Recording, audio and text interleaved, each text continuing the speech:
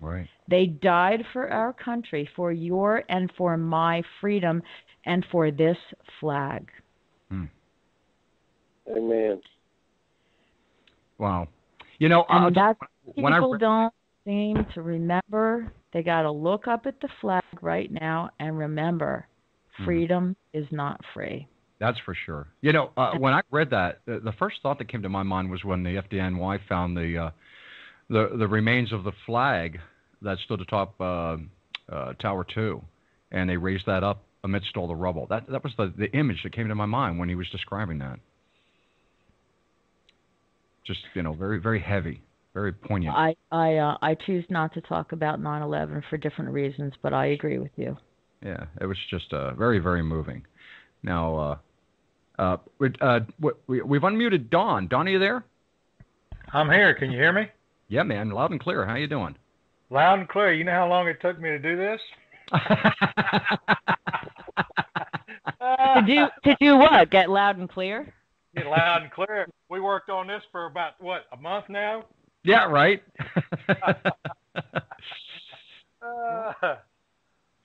So, no, Don, have you had a chance to read Never Anticipate the Command?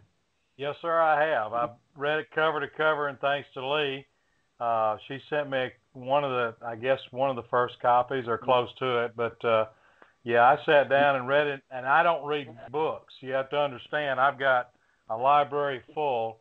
I'm a short story reader. I got you. So this book was just right for me. Okay. And how did you find it? What did you think about it? What were your thoughts? Well, being that I'm ex-Army, I'm not a Marine, so I can't claim the Marine life. But a lot of this. Well, I thank you for your service all the same, buddy. Well, I appreciate it, and the stories of basic training just really take you back, and I'm sure Bill feels the same way. You never forget the day you get off the bus. How about that? You never forget. Now, was any? No, go ahead. No, go ahead. What were you going to say? Well, when you get off the bus, the first thing you're met is with a DI, and I'm sure everybody else is the same way, and they're screaming at you. Mm-hmm. And I remember the first thing he said, "What is your first three of your Social Security number?" I said 243. He said, "You're from North Carolina. There's nothing good that comes from North Carolina." So you stand in line thinking, how in the world did this DI know I was from North Carolina? Yeah, right. Well, everybody's first three numbers is a state that you're from. I didn't realize that till 20 years later, that your Social Security number is based on the state that you're from. That's right, yeah. And I couldn't figure out, how did this fella, because he didn't have my file. Mm-hmm. Yeah, right. But the fun part, of course, is, when you're doing the, you're firing the weapons, you're throwing grenades, you're doing bivouac in the middle of frickin' nowhere with it pouring down rain, and you're doing it with a buddy, and it's like having a brotherhood that you can't replace. I mean, once you've done it, you never forget. How about that? So did you have any particular parts of Lee's book that stood out to you? Was there anything that you read that really meant something special to you? Well, that daggum womp rat thing, that tickled me, is when they tried to get it on the boat. Yeah. And they climbing up the ropes to get on the boat, and then when they're yelling at them not to bring an animal on board. Right. Mm-hmm. The Navy's kind of funny about things anyway, but that was a court martial. That was a court martial. Yeah. So they get him on board, and they're wanting to do something with this animal, and they circle your dad with the animal, I'm assuming, in his hands. They were my uncles. They were my uncles. Mm-hmm. And they were by God, they were gonna die defending this animal. How about that? Yeah, that was astonishing. Yeah, that they had that kind of solidarity, that they had all bonded like that there wasn't just some mutt that they brought on board. This was part of their family. Yeah. Yeah. Yeah. Yeah. Sam had earned his stripes. Yeah, he did. Yeah. Yeah, I cannot encourage our listeners enough to get your hands on a copy of this. I'm remiss. Can you tell everybody, Lee, where they can get their hands on a copy of Never Anticipate the Command?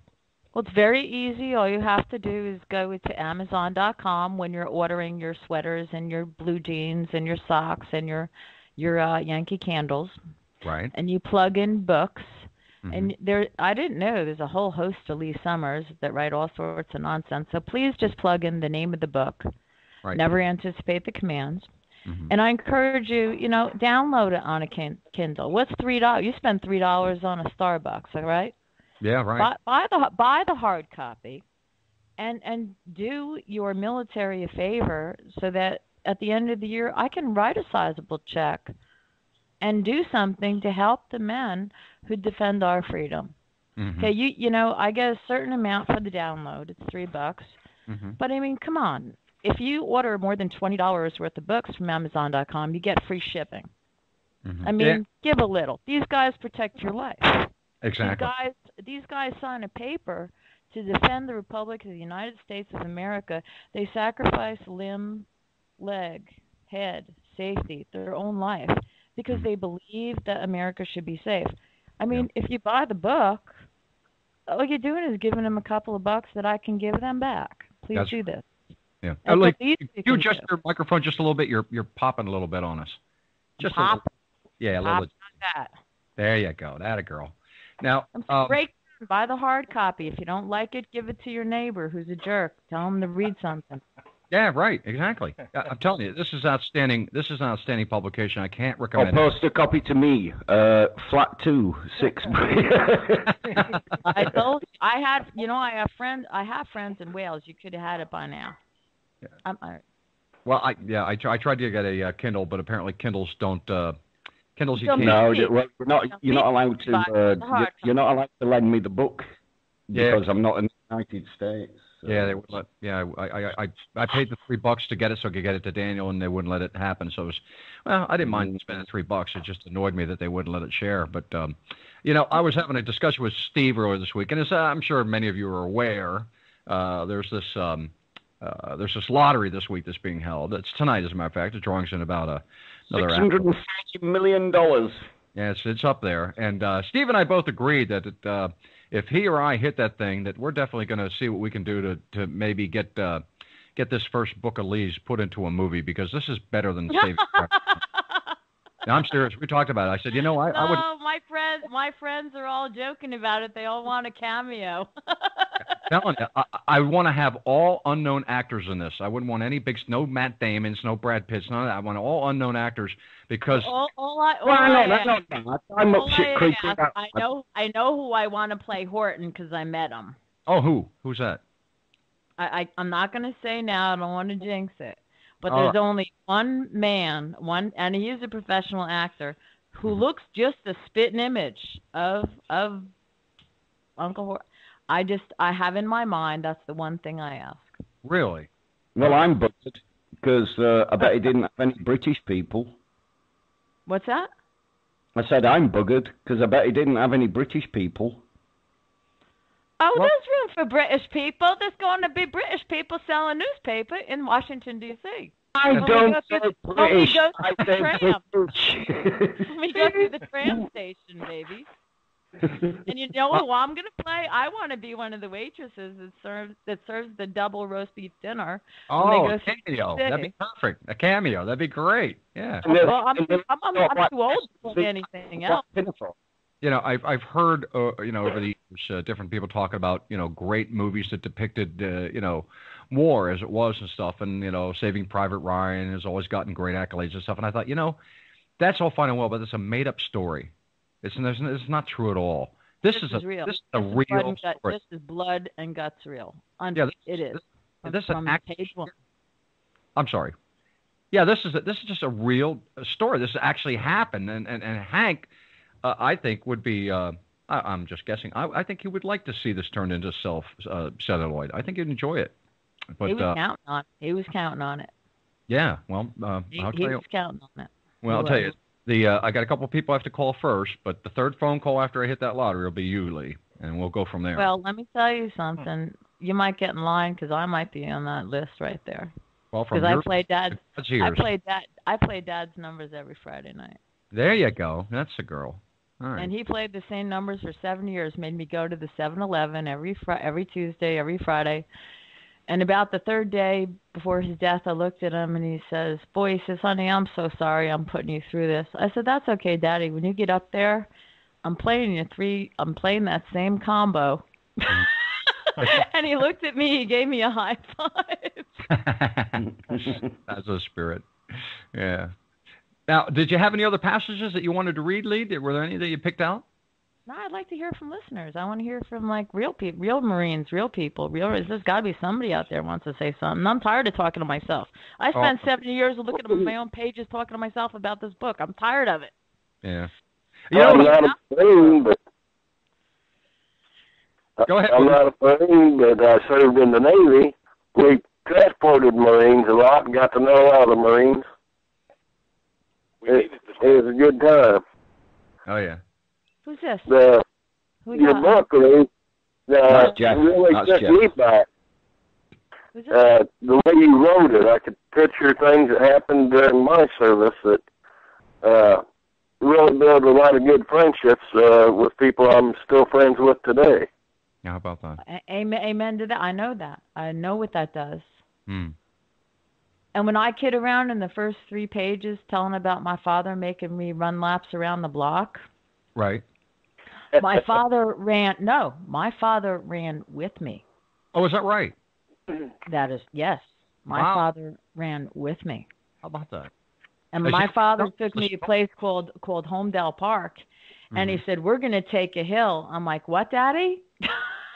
And there you and went. He says, he goes, "No, I'm going to teach you to take a hill." I'm like, "What, Daddy? We're going to walk up the hill?" Yeah, that's right. Oh, yeah. Well, let me just say, my father. I'm sorry.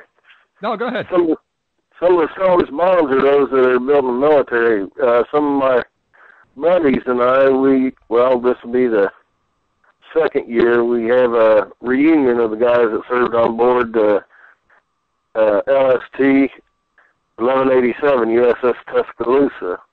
Oh, yeah. We have reunions. Huh. How about that? Well, we went to a couple of meetings of the USS Crescent City.